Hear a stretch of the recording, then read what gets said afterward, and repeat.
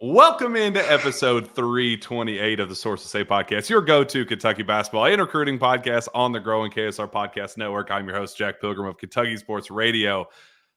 I don't even know how to put this stuff into words right now. Tyler Thompson joining me tonight. We're going to have kind of a roulette wheel spin of guests, and it's just going to be crazy. But Tyler, you've been here from day one of the John Calipari era. The John Calipari era is officially over.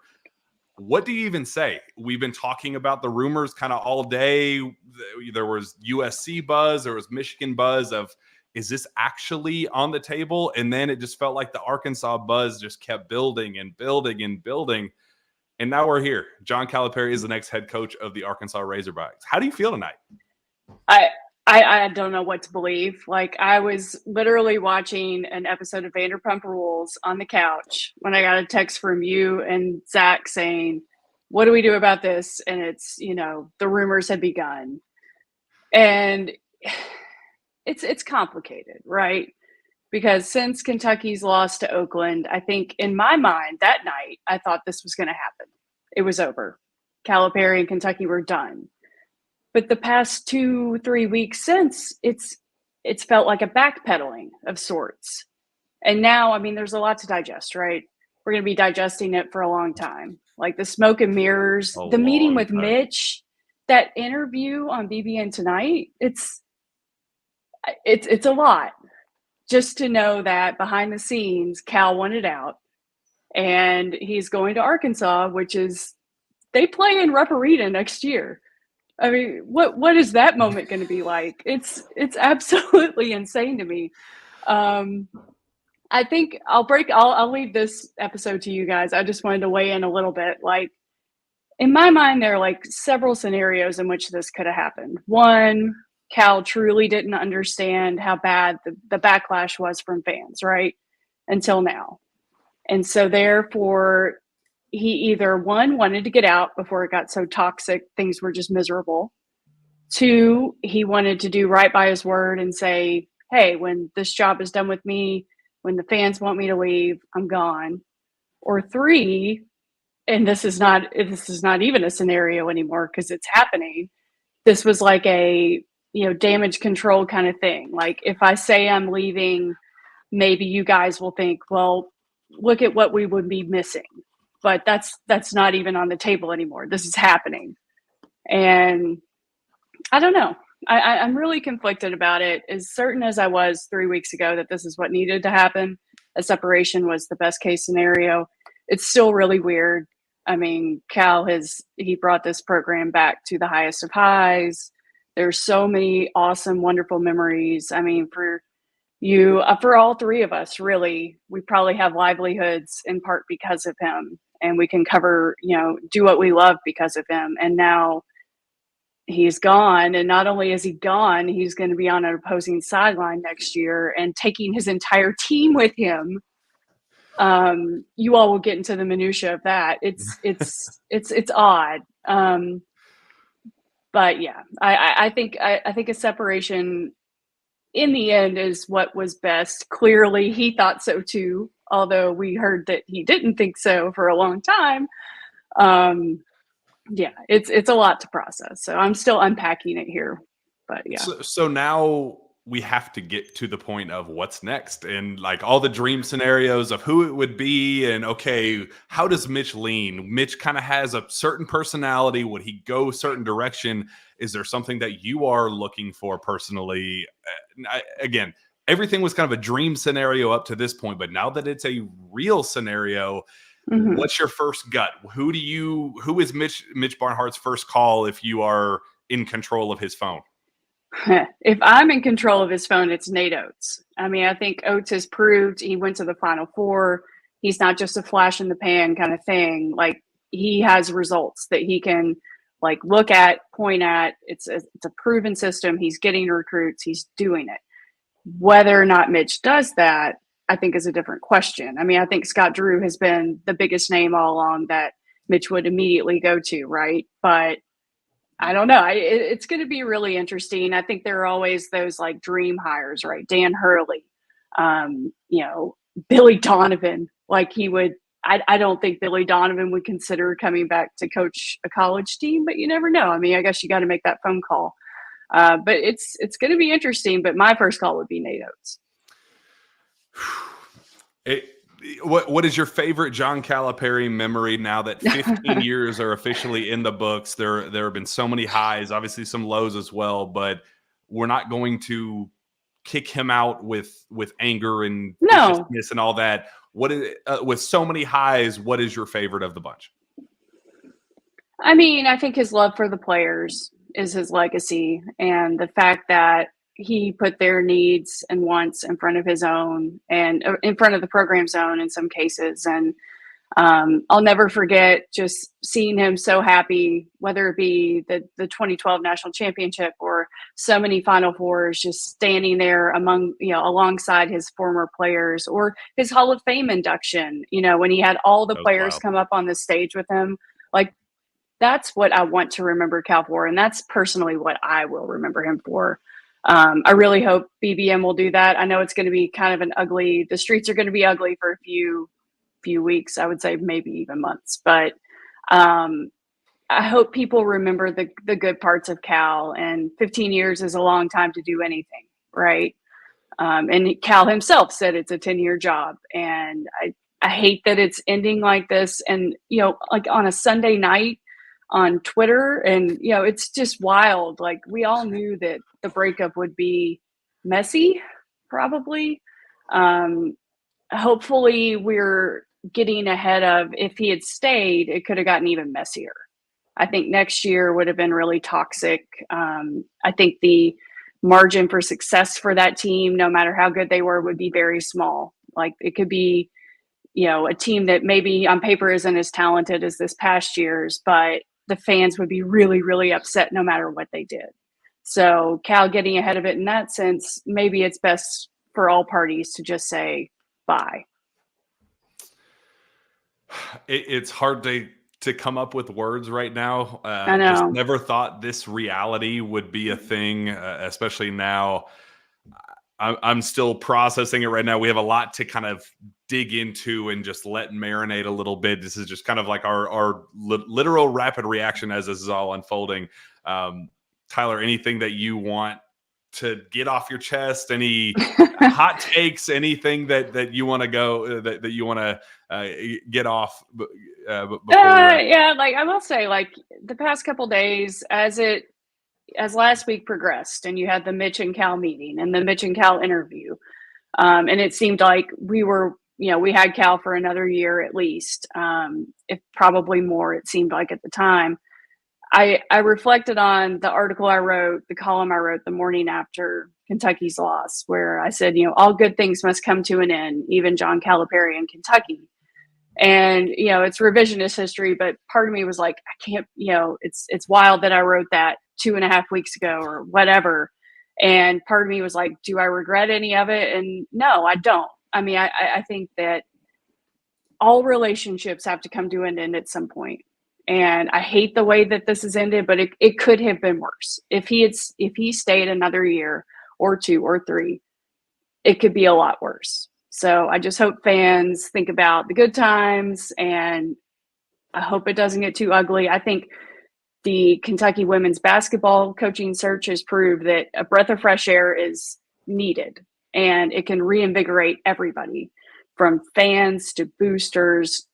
It will be needed across the entire Big Blue Nation. So that's what I'm thinking of tonight. Yeah, I completely agree. It's been awesome to follow along with the women's basketball program and just kind of feel the best version of this fan base. And like, we can rally behind fun and exciting things. And there is a pocket of this fan base that has kind of been just silent for a long time that we've been waiting for, to just because we haven't had the reason to kind of unleash with full force the way that side of things has allowed. So I'm excited to see what that feels like. I'm excited to kind of get just the fresh start of this and say, okay, I know it's a scary kind of unprecedented time. You're no longer with a Hall of Fame coach. What does the next look like? Now we have to kind of have a coaching search and get to the bottom of the nitty gritty with all of that. But there is an excitement with some of that. And I think that's something that I hope Kentucky fans can appreciate the past and know just the big picture, what the John Calipari era meant, while also kind of just appreciating what could be on the horizon and not, kind of shortchanging what this program means. And again, this is always Kentucky basketball. Kentucky basketball has always been, I think at times has been kind of flip-flopped in John Calipari's mind that this program is bigger than John Calipari. We need to remember that, not shortchange ourselves in terms of who we should dream big about and what the next looks like. Just because we lose a Hall of Fame coach doesn't mean we settle for Chris Holtmann. And I will point out, like, Cal has said that himself. Like, when he took this job, and he said it multiple times since then, the program existed before him. The program existed, during him and after him. And I would hope that hopefully this separation doesn't get too ugly, because I truly do believe, no matter the, disappointments of the past several years, that he really does believe that he thinks the program is bigger than himself. And I hope that people keep that in mind. Well, I'll leave it to you guys, because there's a lot about what comes next. Like, what does the team look like? That's a great question. Are they going to be wearing Arkansas maroon and white? Like, kinda. I don't know. I'll leave it to you guys, the heavy lifting there. But I just kind of wanted to pop in and share my reactions, because my husband went to bed before all this started, so I literally have no one to talk to about it. So.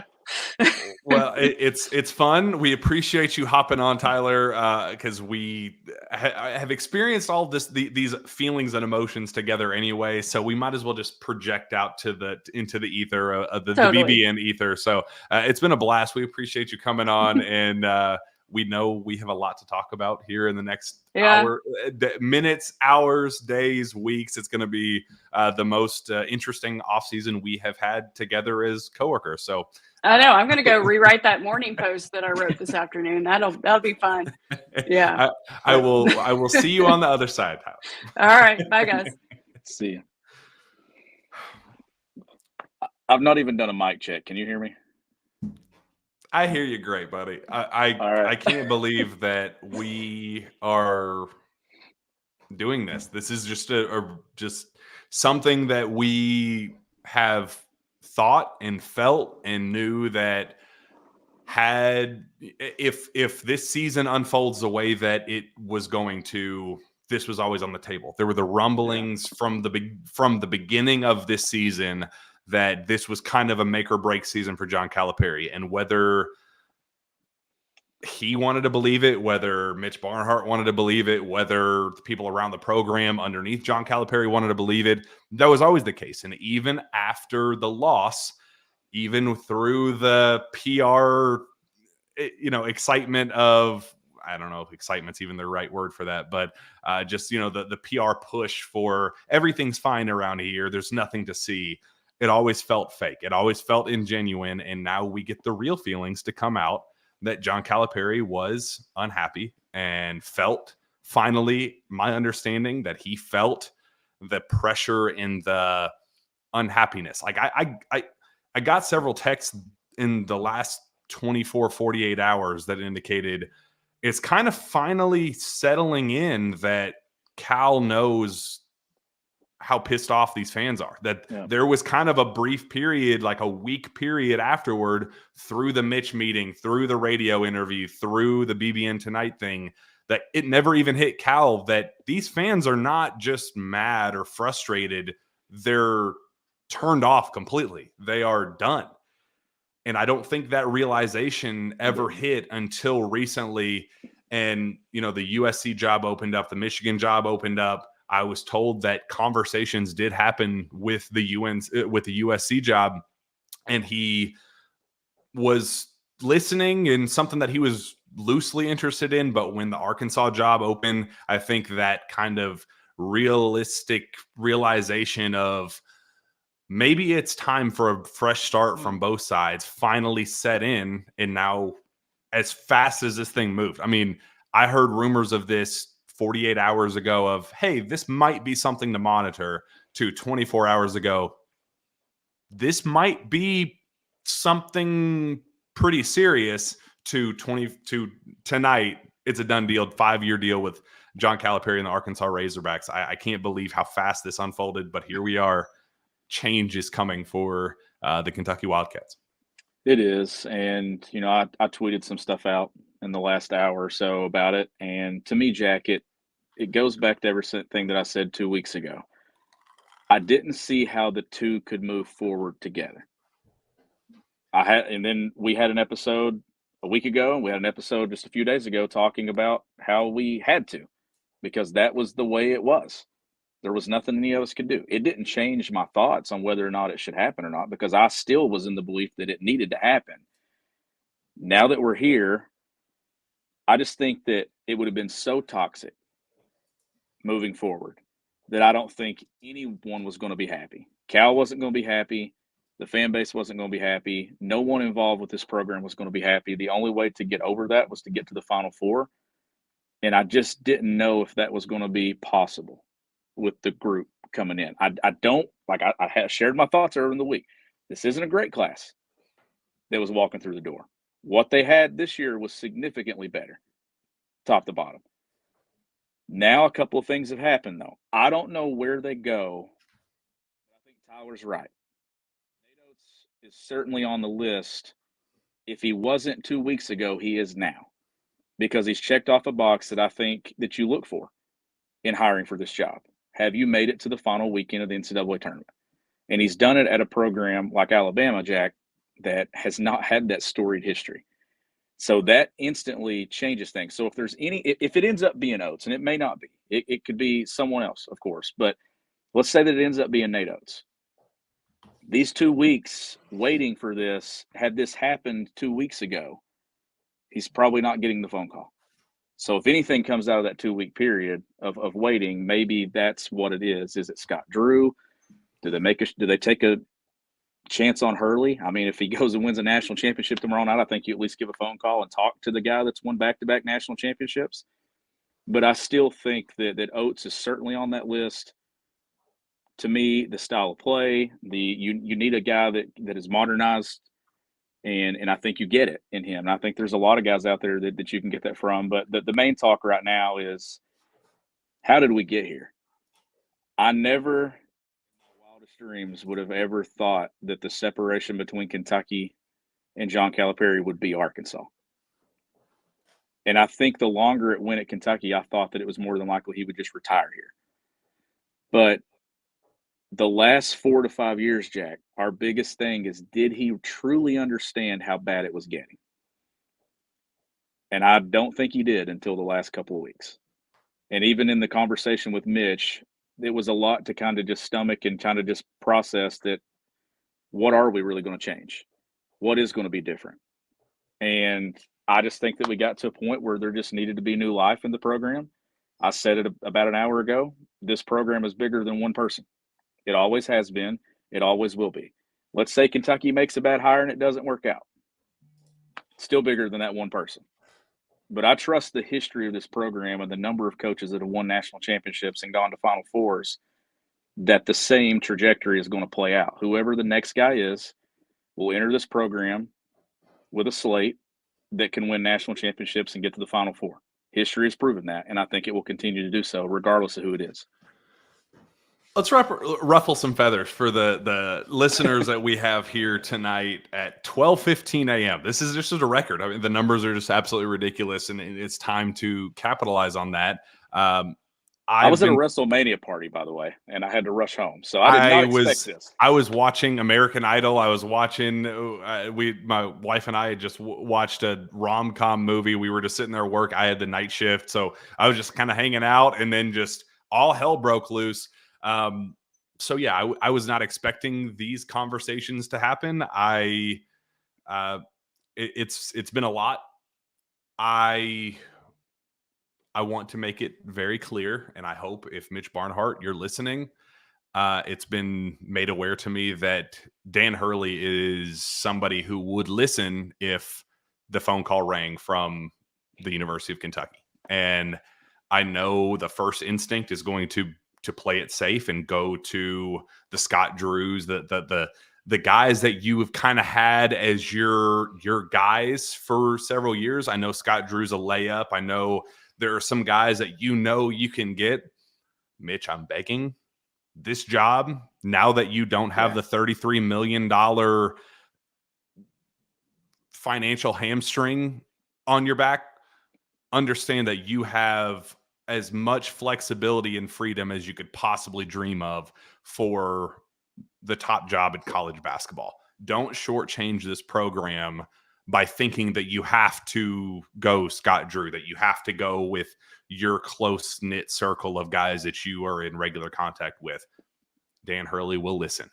If you're a Kentucky fan, you are rooting for UConn tomorrow in the national championship game, because Dan Hurley is Rick Pitino of the 90s, a guy that is always looking for the next, always wanting the best and the bigger and the just, he wants to be the king of college basketball. He wants to be the king of basketball. There's rumors that he wants to be the next leader of the New York Knicks. Bring the New York Knicks into the next level of the NBA and lead them to, kind of what their fans have been dreaming of for years and years and years. That's a call worth making. Nate Oates is a call worth making. I understand the $18 million buyout with the contract renegotiation that he just had. I know that's scary, but you do not have the $33 million kind of weighing you down like a backpack. Go make the call. Billy Donovan will listen to your phone call if you just reach out. Be patient with this. This is not firing John Calipari and the pressure that is on your shoulders with a decision of that magnitude. Now that he has done that for you by leaving this program and ridding you of the $33 million weight on your shoulders, now know that you can have financial flexibility. And again, boosters and donors and people and friends of the program that were no longer friends of John Calipari that might be interested in bringing in a guy that just went back to back in the national championship for national championships at a school like UConn. For a guy like Billy Donovan, who has been the pie in the sky for this program for 20 freaking years. Explore your options, because they're going to listen. This is a job that is worth exploring every single option available to you. Yeah. You start at the top here. Like you start at the top and work your way down to who you want. And all those options and all those names that you just said are fantastic options to me. Fantastic hires. The one thing about this is it's Championship Monday in college basketball, and this will be the biggest story. It's not if UConn goes back-to-back in less than 24 hours. It is now Kentucky is open. John Calipari has left for an SEC job, and the greatest job in college basketball is now vacant. It's open. Like, that's the story today. And if you're Dan Hurley, you're probably wishing this had waited maybe 24 more hours, because there's going to be some name and links and things like that to it. But overall, Jack, this hire needs to be done in a time frame here where you don't rush it, but you got to get something done probably in the next week, because you can't miss out on the portal. A lot of people in my mentions and stuff tonight, like, what does a roster look like when something like this happens? Well, I'll tell you this. I'm glad that this thing lasted as long as it did, because if Cal had left before the transfer portal era, this roster would truly be gutted, and there is no transfer portal 5 years ago to kind of build your roster. You're having to hopefully bring in a recruiting class, and then I don't know what your roster looks like from that point on. But right now, in this climate of basketball, you have coaches that are taking transfer after transfer after transfer and having success immediately, getting deep runs in the NCAA tournament, getting to Final Fours. If you go get a guy like Nate Oates, or you go get a Dan Hurley or someone like that, I'm confident that those guys can bring instant winners to Lexington and put a team on the floor that can be among the top 10, top 15 in college basketball right out of the gate. That doesn't happen 5 years ago in the era that college basketball was as one and done. So I've always thought that getting this far with it, the way the game is now, Kentucky was better built to withstand the blow of losing John Calipari. And if this whole entire recruiting class goes with him, you get whoever's recruiting class you're bringing in.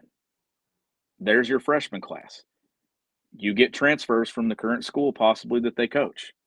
You get the transfer portal pieces they possibly added and whoever else they add. Like, you're built to withstand coaching changes more now than you were 4 or 5 years ago. A basketball circle buddy of mine, I before we went live, I asked him to kind of just give me a list of guys that, knowing Mitch Barnhart, how he operates, who his kind of go-to list would be. Scott Drew, Mick Cronin, Tony Bennett, Tommy Lloyd, Mark Pope, Billy Donovan. Tommy Lloyd would probably pique my interest. Scott Drew, if that's option 4, 3 or 4, maybe.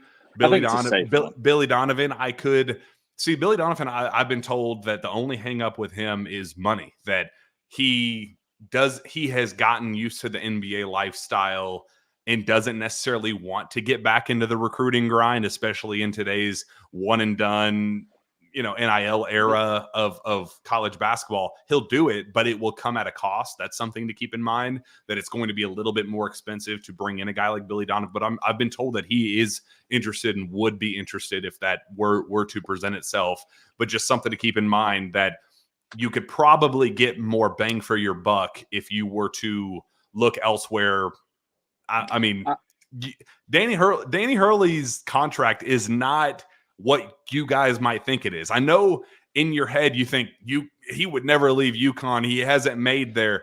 Understand that people are still kind of debating whether or not UConn's even a blue blood in name.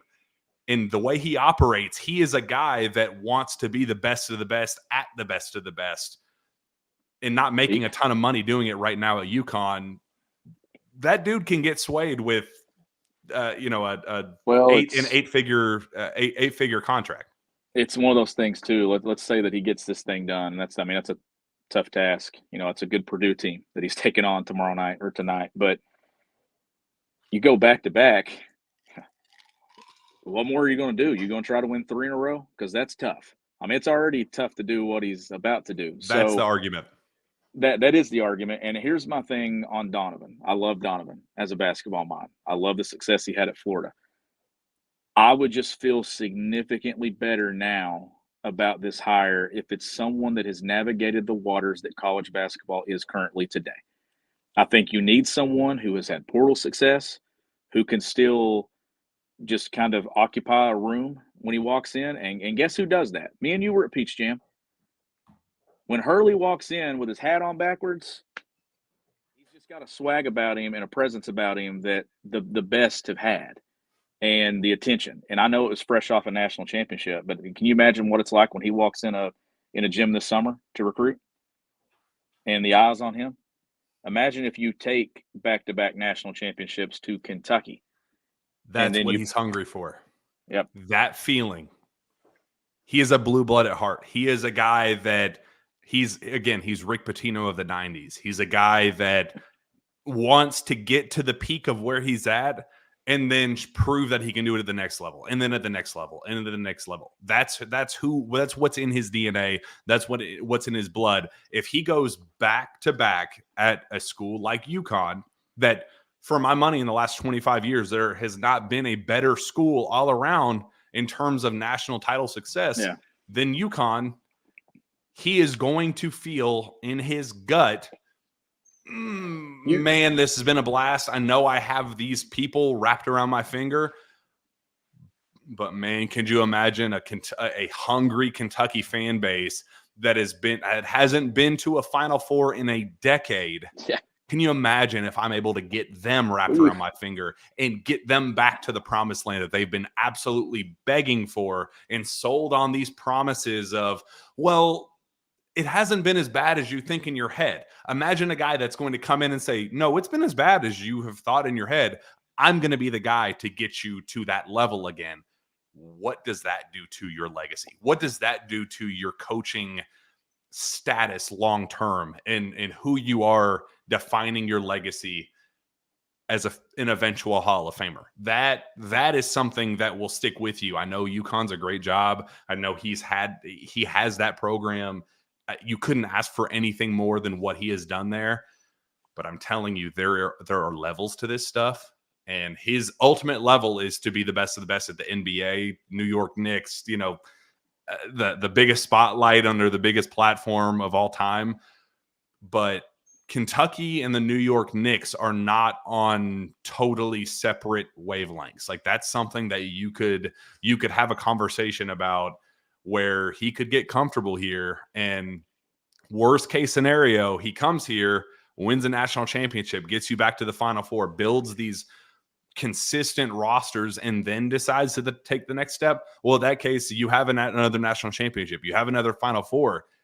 I would take that short-term high if it meant that we have to find a replacement after the fact. Deal with that at a later date. Let's get back to the Final Four where we belong in the short term. Yeah, I'm with you on that. And it's just, you tweeted a lot about Dan Hurley and UConn today.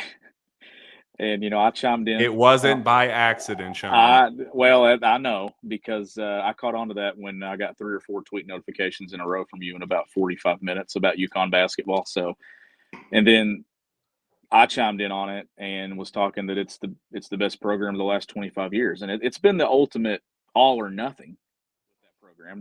When they're in the Final Four, they win it, or they lose the first weekend. But when you're talking championships, if they win a 6-1 tomorrow night, that's 6 since 99.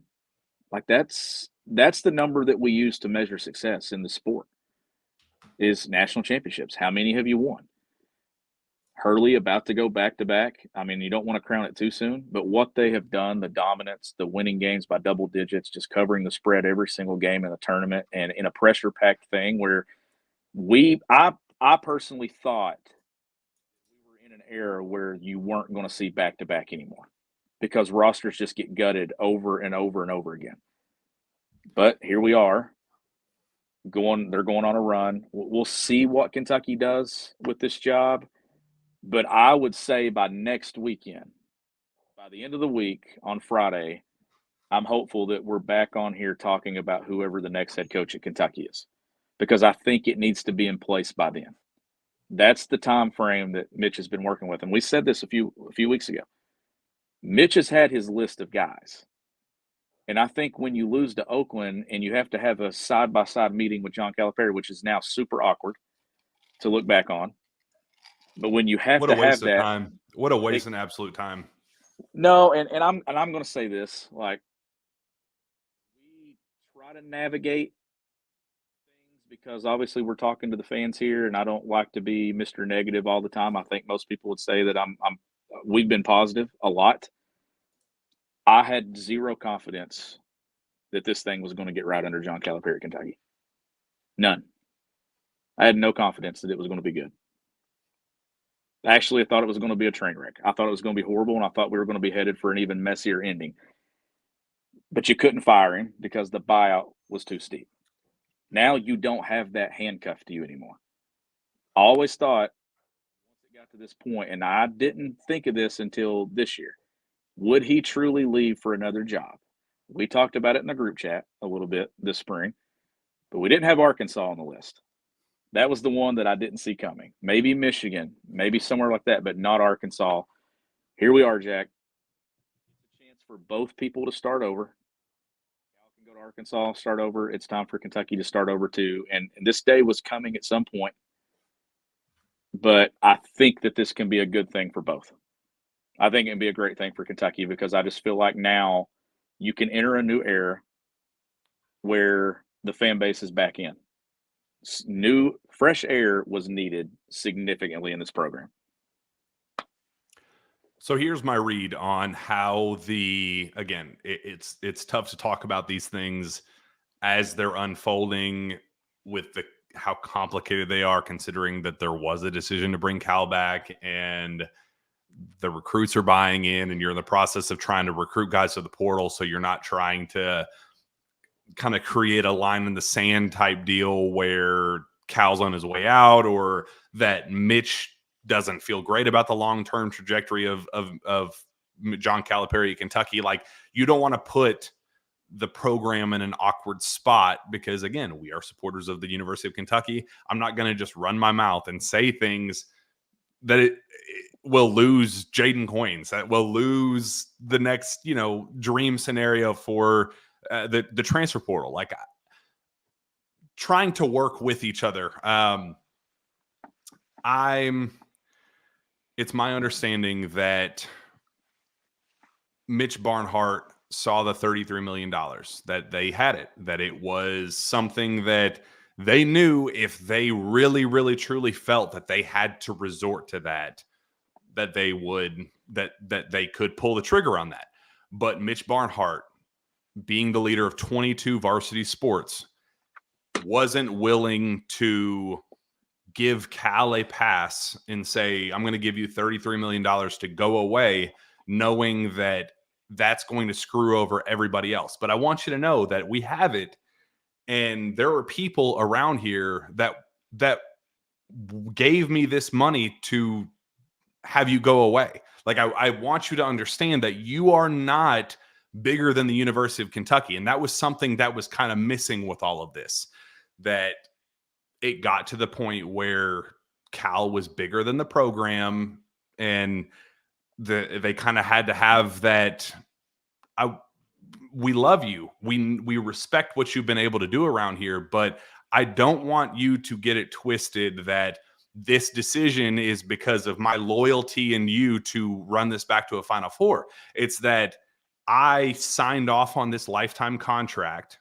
Agree with it or not, maybe this was a bad move on my part, but I signed off on this deal, and I would be doing everybody else a disservice and screwing them over by giving you a pass for your shortcomings in the last several years.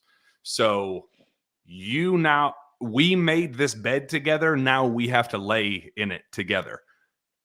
And John Calipari's ego is something that I think was kind of the missing part of all of this. This is a guy that is obsessed with his image, obsessed with how people view him and what his legacy means and all that stuff. And I think there was kind of a secondary factor with Mitch Barnhart of maybe if it's known that this guy is kind of ruining his own legacy here with the constant shortcomings in the Final Four and in just the NCAA tournament, not getting to a Final Four, does that spark something that maybe he hasn't felt in recent years, or what does that do to him? But at the end of the day, he's going to be the guy that there are going to be butts and seats at Rupp Arena no matter what.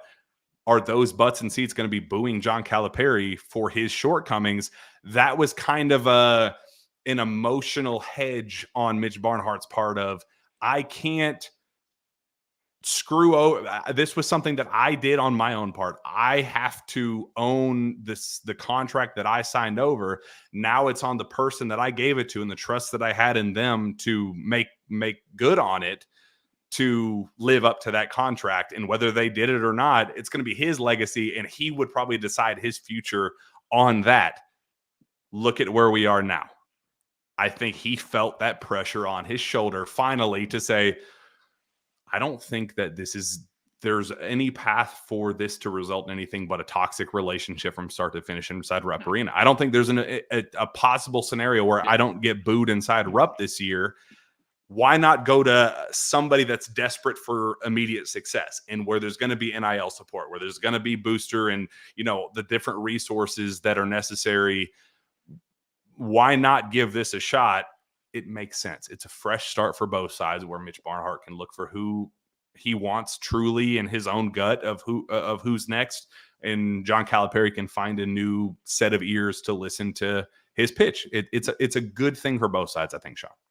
I think so. I think it's really a good thing for Cal. It's a good thing for Kentucky. And once we got late in this past week, and it started to look like there were going to be no staff changes.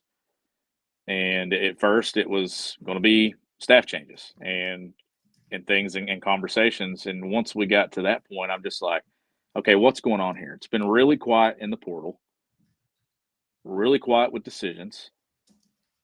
I just didn't know where it was trending. And then when you start seeing the Arkansas stuff pop up, in the past, I don't think anybody ever really thought that any of the rumors were really anything to pay attention to, because I don't think any of us ever thought that Cal would leave Kentucky for another college job. At least I didn't until the last year or so. But once it got to the night and you saw some of the reports coming out and who was reporting it, it was clear that this was happening and things. So now that you're here, you navigate it and you figure it out. But I think that this is a day that is needed to happen. And when you get to a certain point here and you have that contract, like you've mentioned, I necessarily don't think that was a wrong thing to do 5 years ago. Like the way Cal was operating, the way college basketball was structured, the one and done era was still going on. He was the best fit for that time. John Calipari is not the best fit for Kentucky in 2024, 2025. I truly believe that. Like this the change needed to be made. Whatever happens with him at Arkansas, he's going to a program where he is going to rally that fan base. That fan base is going to go crazy for John Calipari. I mean, it's going to be a scene, man. Like, I'm here to tell you, John Calipari didn't forget how to coach yesterday. This is a guy that still won at Arkansas, still won at Tennessee, still beat North Carolina in the CBS Sports Classic. This is a guy that it's never been for me personally about whether or not he was able to do this at a high level again. That's never been my question. My only concern about the long-term trajectory of him as the head coach of the University of Kentucky was whether or not his messaging would fall upon deaf ears or not. That, again, part of Cal's thing is his pitch and him being able to sell his brand. I think his brand has gone stale at Kentucky. That doesn't make I don't think he's any worse a coach today than he was yesterday or a month ago or back to 2012 when he won a national championship. I think he still has the same wirings in his brain. I just think that the way he sells his brand to kind of build a product is not translating the way that it used to. And that's why when we got to the point of do you fire John Calipari or not, it was never about is there a clear-cut upgrade over John Calipari, because I don't think that was ever the question.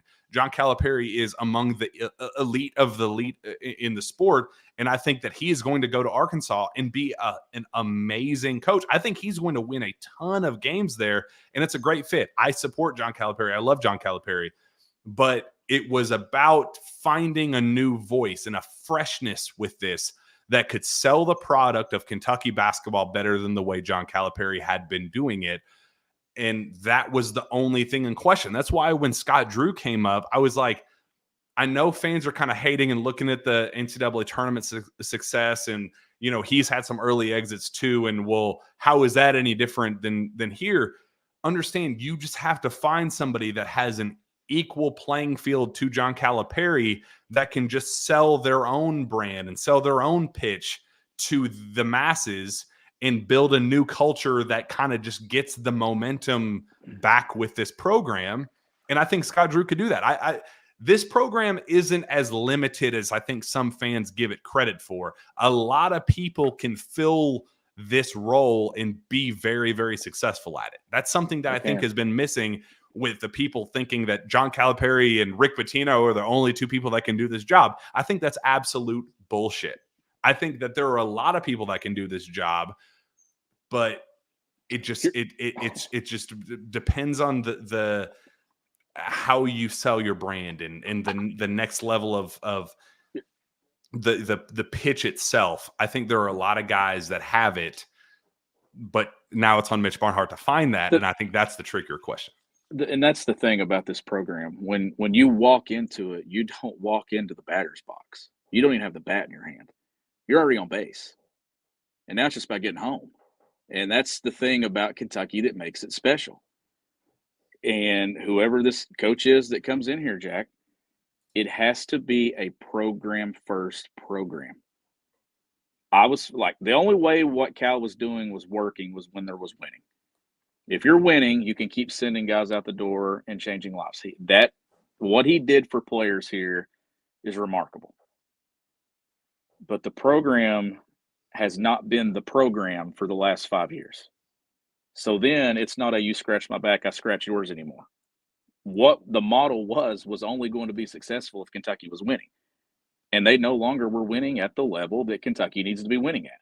And once that went away, only half of it is benefiting. But it wasn't benefiting as much as what it was. That's when you start having that's when you start needing a change. And I just think that Kentucky was at a point where it needed a change. And now whoever comes in here, it needs to be program first. No one can ever be above this program. Nothing can ever be above this program. Like this program, the foundation was laid decades ago, and it carried over to Joby Hall, Rick Pitino, Tubby Smith, John Calipari, whoever's next, going to leave their mark on this program. And history has showed us, outside of a couple, you're likely going to get to a Final Four, and you're probably going to win a national championship. That is what history has shown us at Kentucky. Now it's about who that guy is and who does it. Did he coach in the Final Four this weekend? We've named a couple of guys there, in Nate Oates and Dan Hurley. I don't know. We'll see. But I'm willing to bet by the end of this week, this thing's not going to carry out, Jack. Not in today's climate of college basketball. This thing's not extending weeks. Like, this is something that's going to get done to me relatively quickly. I'm sure Mitch is already probably gathering some type of info and pitch to where he wants to go. Those conversations have to happen pretty quickly in the next day or so. How much does the financial flexibility now that there isn't a $33 million, like, again, Nate Oates has an $18 million buyout on his end that I think fans just kind of assumed was a no-go no matter what the case was because of the John Calipari dynamic where 33 plus 18, there's no way that the math would work out for that. Now that 33 is a wash, now 18 doesn't seem so far-fetched. All you have to do is get the boosters bought in. And it's my understanding that there was a pot of money that basically was shut off under John Calipari, where they said, you know what, I'm done selling this. I'm good. And now that there is a new opportunity for somebody different, that is something that they are intrigued by. And I think the obvious names, as we've talked about again with so many people on the show and trying to just kind of keep it fresh. Billy Donovan is a name that's being thrown around. Nate Oates is a name being thrown around. Dan Hurley is somebody that I've heard would be open to listening to John Calipari, to Kentucky, Mitch Barnhart, if that was something that presented itself. And Scott Drew is somebody that has a long-standing relationship with Mitch Barnhart. I think those are probably the core names to keep an eye on. I know some people have thrown around Bruce Pearl as a name. I know he would love the job. The issue is that it's my understanding on the Auburn side that they've kind of expected a couple of year exit strategy on his part, where he wants his son, Stephen Pearl, to be kind of the coach in waiting wherever he goes or stays. He kind of wants it to be at Auburn. If that's the case, it was my understanding at Auburn, he wants a 2-year exit plan with Stephen Pearl as kind of the next man up beyond that. I think if he were to go to Kentucky, I think he would have a longer runway to work with. And I think there would be a re-energization where he'd probably last 5-7 years, but it's still not a long enough runway for me to get too excited about with Bruce Pearl. And you have the coach in waiting thing. And I just don't think that's something that Mitch Barnhart is going to get totally bought in with. No, I don't either. And I'll say this again too. And I hope that what I'm saying is making sense. I'm actually glad that this wasn't a separation that occurred 2 weeks ago. I just maybe wish that they wouldn't have sat down side by side during an awkward interview where we know that there's been some, friction and things with that relationship, and then pretend to really, really be on board with one another. Like, I said it that night that obviously it needed to happen, the discussion, but it should have happened forever ago, not under the circumstances that it did. But I'm glad that we've had the 2 weeks because it's allowed us all to kind of sit back and kind of reevaluate who the possible replacements are.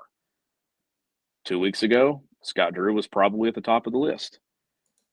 I'm telling you, Nate Oates getting to the final weekend at Alabama, the moment that they beat Clemson and got to the Final Four, his name was written down on the list. I'm telling you. Like, that's, to me, when I look for who gets hired in this program, I look at, have they won a national championship? They've never hired that. And if it were Scott Drew, you could get that, or Dan Hurley. Get to the final weekend. Get to a Final Four. Have a Final Four appearance on your resume. What Nate Oates has done at Alabama in a league that he's ran a league that Kentucky used to do. Like, he's done it against Kentucky and other programs in the league. That, to me, puts him on the list. As you mentioned, Hurley, Billy Donovan. I'm interested to see, like, if you don't get any of those three, where do you go? I know Brad Underwood's name and stuff possibly could be thrown around and things. I don't know how much is to that, but I wouldn't be a fan of it. But like you said earlier, though, there are guys that would have success in this program. And maybe the window that we're talking about now, I don't think it's going to be a 15-year window for the next guy. Maybe it's 6 years. Maybe it's 7 years.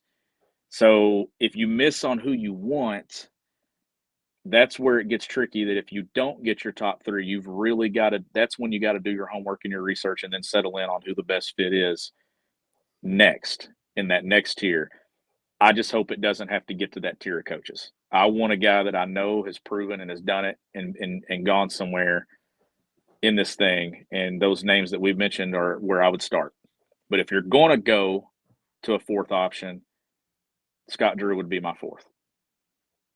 I would be unbelievably disappointed, and I think the backlash of a Shaka Smart, somebody like that. That's the next tier I was talking about, is in that pool of guys. That's not who we are. That's not who Kentucky basketball is. And I'm telling you, for where we've gotten as a program would be absolutely shameful to even resort to that tier of guys. You better swing for the fences and dream. I mean, you better go get, you can't, whatever your biggest, wildest dreams are at the very top, start there, start at Red Auerbach and then go down the list and then figure out from there what the Brad Stevens and the Jay Wrights and all of that stuff. Start from there and work your way down, because if we get to Shaka Smart as what do we really think about that? Then it's an absolute mistake, because you have been granted an absolute gift from God, handed on a golden platter with a $33 million buyout, no longer hamstringing your program. That is something that has been gifted to you. You now have financial flexibility to get creative with this. Do not settle. Do not make a hire tomorrow because you go, oh my God, I'm worried about the transfer portal. Be punctual, but do not rush this decision, because you are the University of Kentucky. Kenny Brooks is a home run hire. That was somebody that people thought, damn, I didn't think there was anybody that thought that Kenny Brooks was a legitimate possibility for this program. That was the guy that led Virginia Tech to a Final Four in 2023. How is that guy making his way here and bringing all of his All-American talent and, 5-star recruits and whatever the equivalent of that with the money of this men's basketball program and the booster support? Go get that equivalent. Go get the guy that people say that you can't get. Dan Hurley. Well, and people, there's going to be a lot of people that are, I've not been able to read the chat and stuff tonight and everybody in the YouTube feed, but I'm sure there's a lot of people and some people that are talking about nobody's going to be on this roster. He's taking his recruiting class with him. There's going to be players from Kentucky that if they decide to play another year of college basketball, they're going to be at Arkansas. It was always going to be like this when he left. Always. The cupboard was going to be bare. It didn't matter if it was today or 5 years from now. It was always going to be this way. The only thing that I'm trying to say now is you can navigate this now where you couldn't have 4 or 5 years ago. 4 or 5 years ago, this program, regardless of who it hired, was probably going to be a year or two rebuild to get where it wanted to be, because what were you going to do? It was going to be all freshmen. You're probably going to have to take some lower end freshmen. You now can build a winner from the portal in 5 to 6 weeks.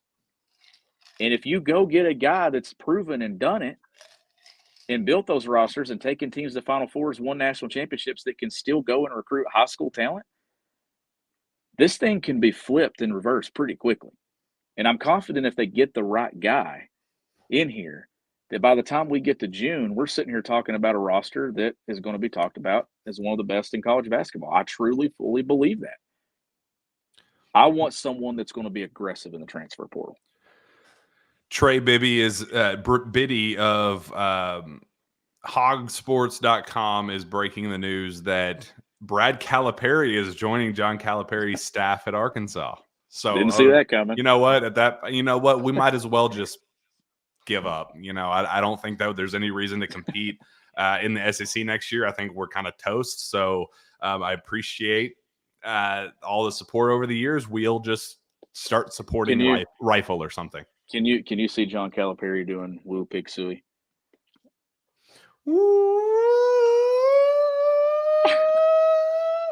No, I can't. I can't believe that this is a real show that we're doing right now. I feel like I'm going to wake up in the morning and go, that was a really weird ass dream. I can't believe that was something that we actually thought about and did for an hour of our time. But here we are. This is a really, really bizarre time. I can't.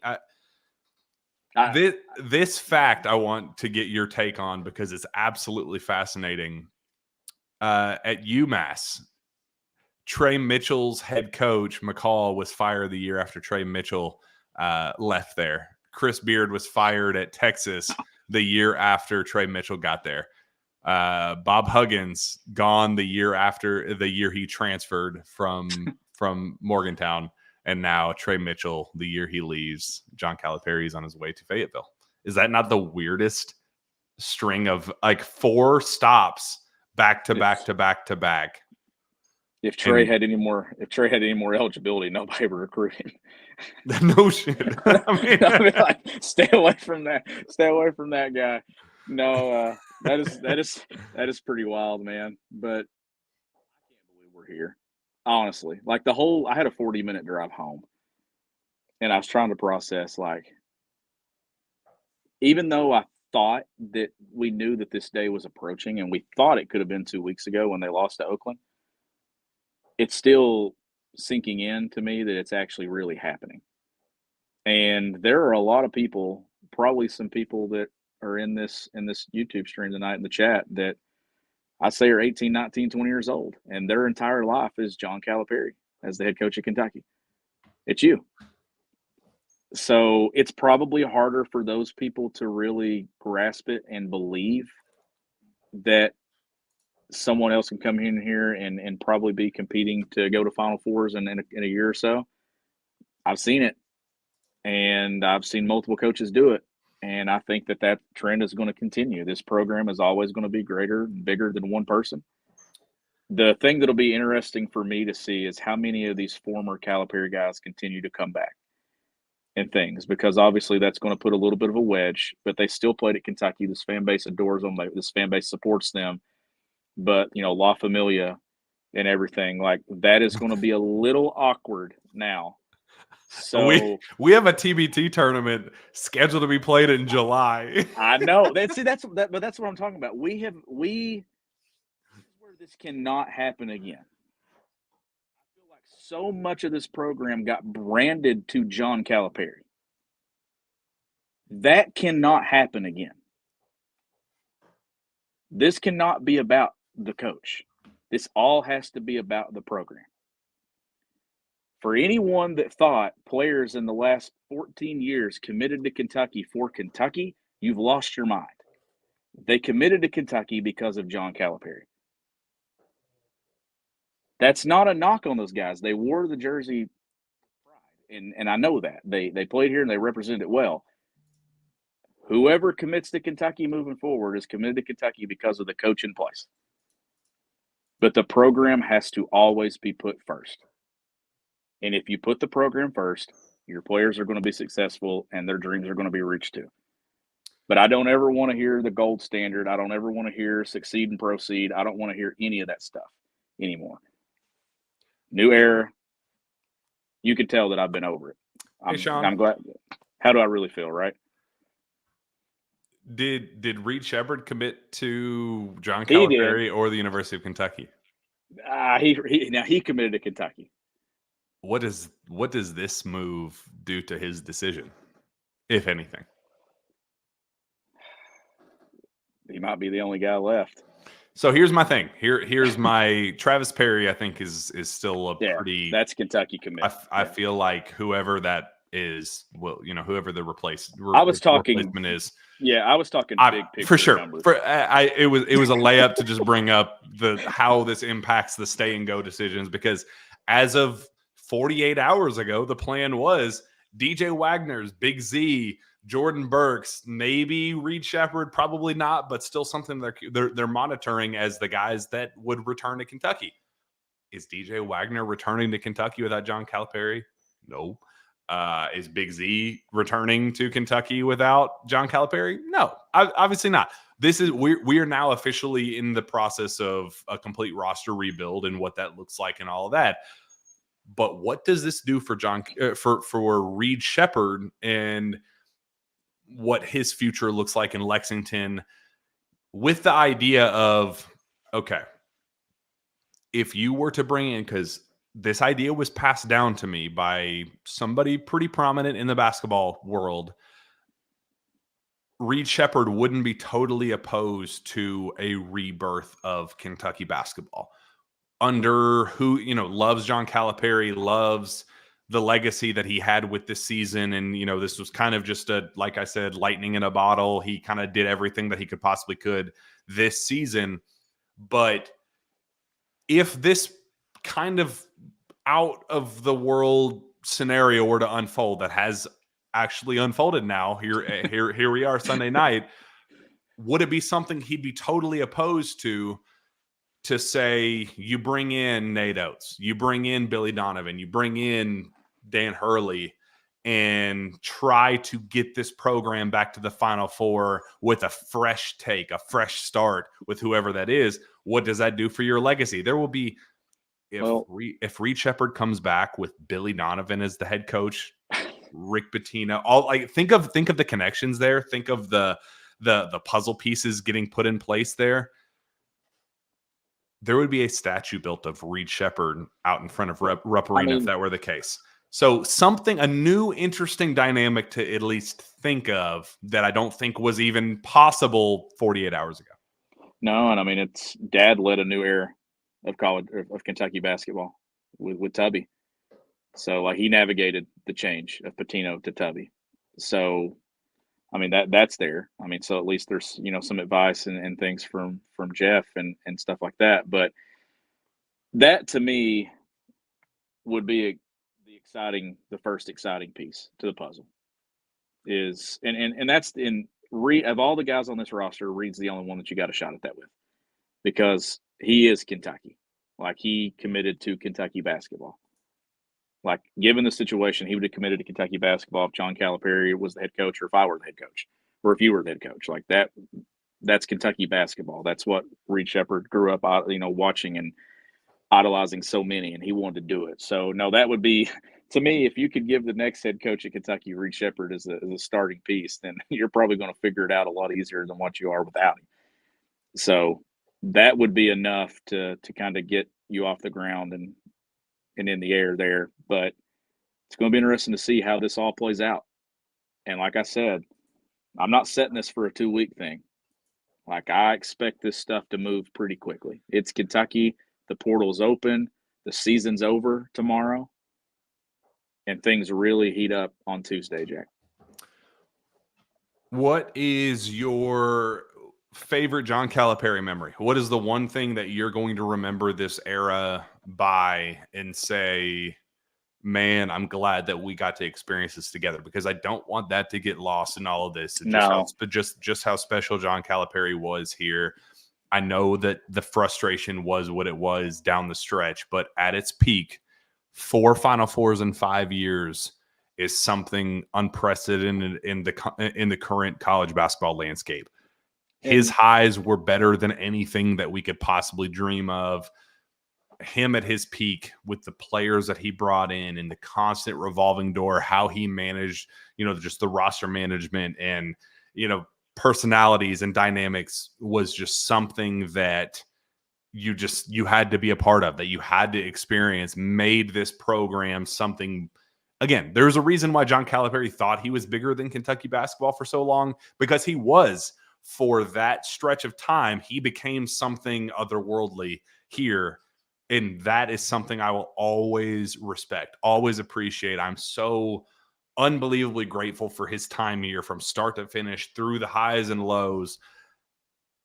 But what is the peak? What was the moment where you were like, man, there's nothing cooler than what we're experiencing right now? Honestly, I go all the way back to the first team, the John Wall, DeMarcus Cousins, Patrick Patterson group, because if you watched Kentucky basketball the year before in the NIT, I was hanging on the edge of my seat while they're playing Notre Dame and so stuff awesome. like in the NIT. So to see how quickly he was able to change it, and seeing all the talent that was brought in and how quickly they became relevant. And Hubert Davis talking about it was going to be, Kentucky wasn't just going to become a Final Four team overnight or a contender. They're not going to win a national championship in a couple of years. Now they won it in 3 with 2 Final Fours. So I think that first season, the whole season, to me just stands out. And it's hard to believe that was 15 years ago. That tells you how long this thing got. But that one stands out to me. And I mean, obviously you could pick anything from the national championship in 2012, the undefeated run, the 38-1 team, that actually became to me an emotional roller coaster, because it became so stressful as it got to the end. But the fact that he nearly called his shot, I think if he had won that game, I don't think he would have been here the next year. So that's how crazy this is. Isn't it kind of crazy to think Cavaliers with LeBron, the Lakers, the right before the Connecticut championship game. I still remember being pissed off at Rex Chapman, by the way. Never met Rex Chapman at that point. I was so pissed off at him. Because I was like, I can't even enjoy this game because I'm so worried about – and I'm not going to lie. I was like, how does Kentucky survive without John Calipari? Because that's the point that we were at in 2014, 10 years ago. But you're right. Out of all those things, he didn't go. Now he's at Arkansas. He's at Bud Walton Arena. Holy cow. The place that he has been such a pain in the ass to him. Isn't it kind of crazy to think that the one place that, he's been thrown out of, just the fan animosity and vitriol and just all of it, now he's going to call that home. Isn't that just such a crazy dynamic that Arkansas, again, I heard that USC, that he had early conversations with him and it just wasn't the right fit, that Michigan liked him, that he kind of saw the intrigue there and thought that could be a possible fit with NIL dollars and, the Fab Five. Let's kind of, I have my recruits. Let's come in and try to recreate that. Like, I'd heard both of those options is like, hey, this is something to at least monitor. And again, the fact that we're here now, that Arkansas is done and that he's now officially a Razorback, we can talk about this stuff and say this was real. These conversations were real, that this wasn't just blowing smoke. He would never do something like that. Like the people that are just hanging on to the coattails of the staff that continue to put stuff out in that nature. These conversations were happening, just like the Aaron Bradshaw to USC rumors were absolutely real. All the stuff that you thought and heard and the speculation, all that stuff, it was real. There was tangible truthness to all of it. Now we have actual evidence of movement. John Calipari is officially heading to Fayetteville. I just never thought I would see the day of the moves I thought this made the least amount of sense in terms of branding. And like Michigan made sense because it's a football school. He could go there and kind of immediate, he leads Michigan to a Sweet 16 and they go, oh my God, he's our savior. You take USC to an Elite Eight and they treat you like you're the second coming. Like, it made so much sense for the kind of the second tier schools that maybe football schools or guys that hadn't been in the limelight for a long time, for them to kind of shoot their shot and try to get back into it. But Arkansas had been to the Elite Eight twice under Eric Musselman. They, twice in 5 years, they had a really nice run with the Muss Bus. It just never felt like a real fit because it was just kind of like a second tier SEC school. And now it's reality. It's just bizarre to me. So just for the conversation here briefly, let's say that they don't get the 3 or 4 names that we mentioned. Let's just say that it doesn't work out. Where's Rick Pitino on this list for a 3 to 4 year run?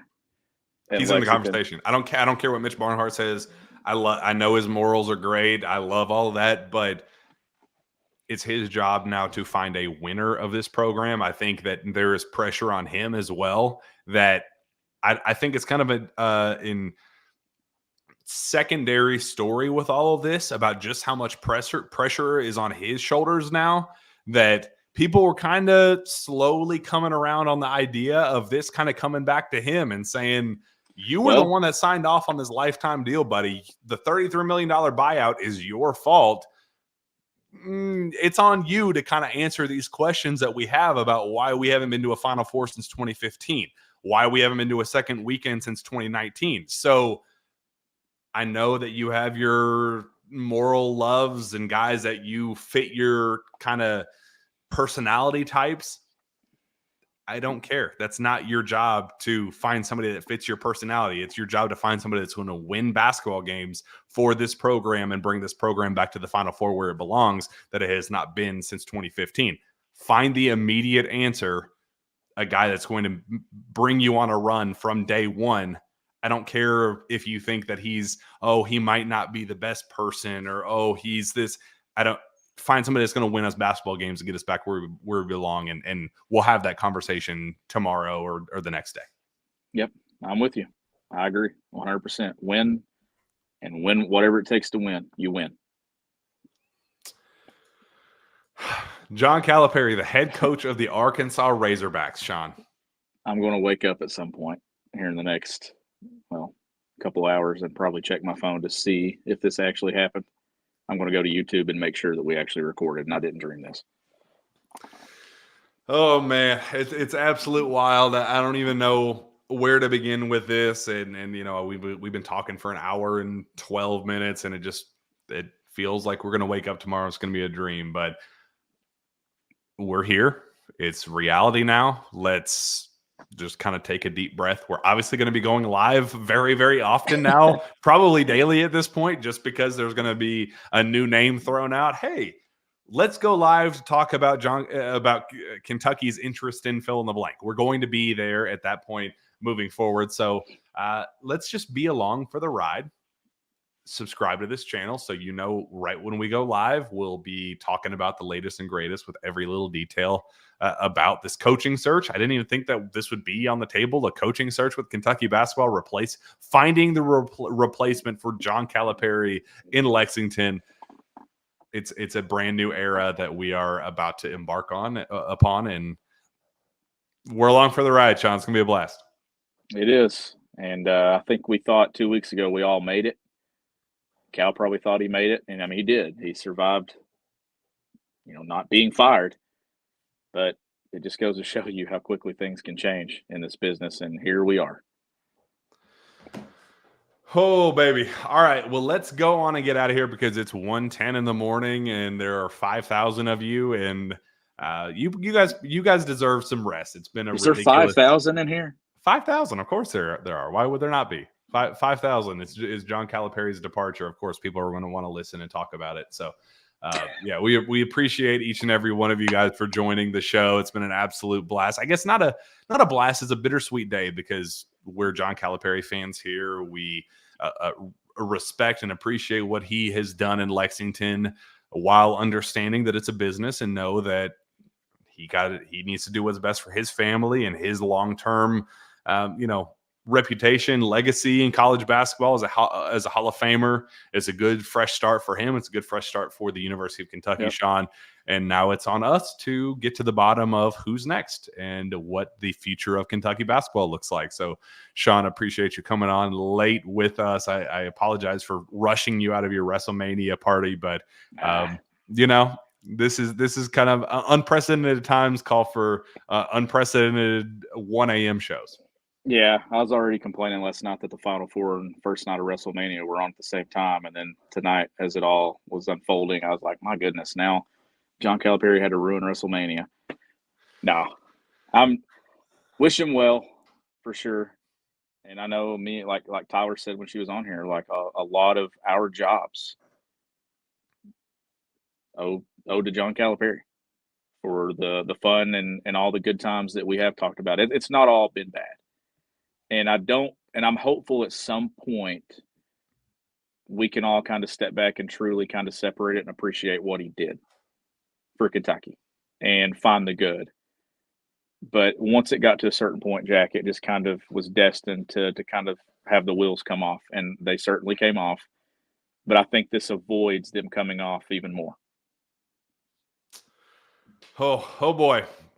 Love you, Coach Cal. Appreciate everything that you have done for the University of Kentucky, man. It's been an absolute blast. Appreciate all the fun memories. Appreciate just the crazy ride that it's been from start to finish. We will support you in Fayetteville. Maybe not love you the same way. We hope you lose whenever we face you, especially, and hope whoever the replacement is for you beats you and finishes farther than you in the NCAA tournament. But got a lot of love for John Calipari and what he's done for this program. So appreciate the ride from start to finish. It's been a crazy show. Appreciate you guys joining us tonight.